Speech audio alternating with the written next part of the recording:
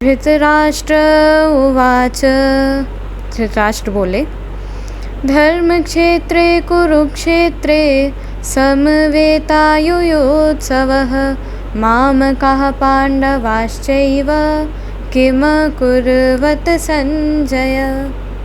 नमस्कार, जय जोहार। आप देख रहे हैं सोच विचार मीडिया में। मैं ममता सोनी।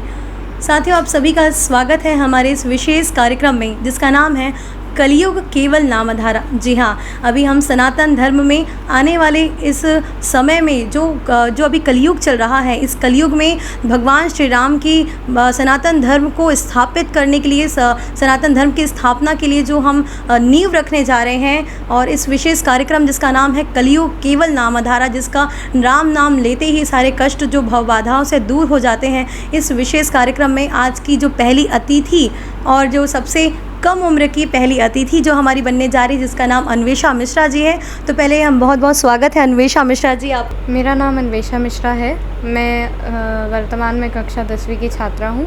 मेरा स्कूल है होली क्रॉस और मुझे गाना पसंद है आपको। तो कब से आप संगीत की दुनिया में आपने कदम रखा है? जब मैं 7 साल की थी। अभी हमने जाना कि आपने भगवत गीता पे अध्ययन किया है, तो ये रुचि आपको कब से हुई और आपने कब इसको पहली बार भगवत गीता को अपने हाथों में लिया और इसका अध्ययन शुरू किया? इसकी पीछे की पूरी कहानी हमें बताइए। मैंने भगवत गीता पढ़ना शुरू किया लॉकडाउन में, जब रामायण और महाभारत जैसे सीरियल्स का पुनः प्रसारण हो रहा था। तो उन सीरियल्स को देख के मुझे लगा कि इसके पीछे की कहानी जानना चाहिए, पढ़ना चाहिए इसके बारे में।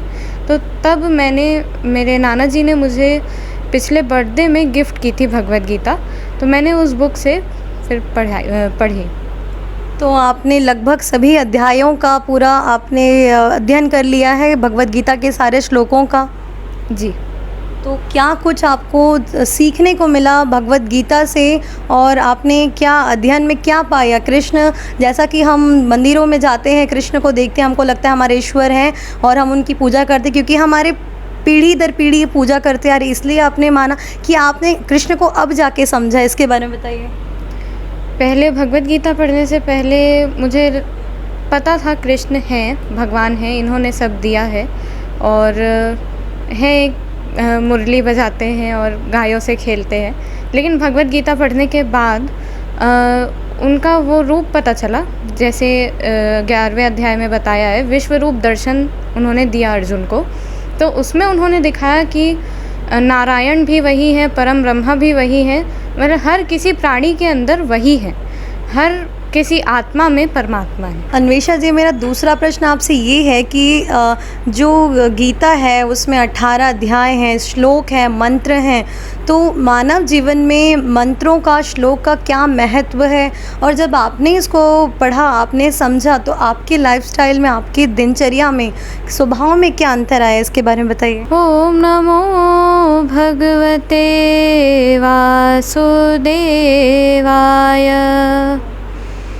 नैनं छिन्दन्ति शस्त्राणि नैनं दहति पावकः न चैनं क्लेदयन्त्यापो न शोषयति मारुतः।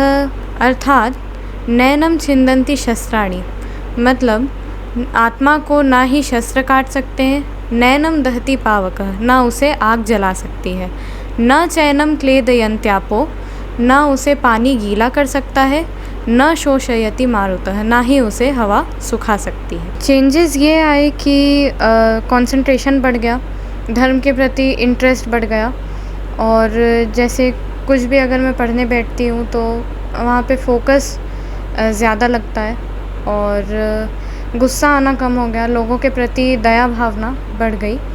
और संस्कृत श्लोकों और मंत्रों का ये महत्व है कि ये तो वैज्ञानिक रूप से प्रमाणित है कि एक आदमी जो मंत्रों और श्लोकों का उच्चारण करता है वो मानसिक और शारीरिक रूप से स्वस्थ रहता है। सोच विचार मीडिया, सोच आपकी, नजरें हमारी।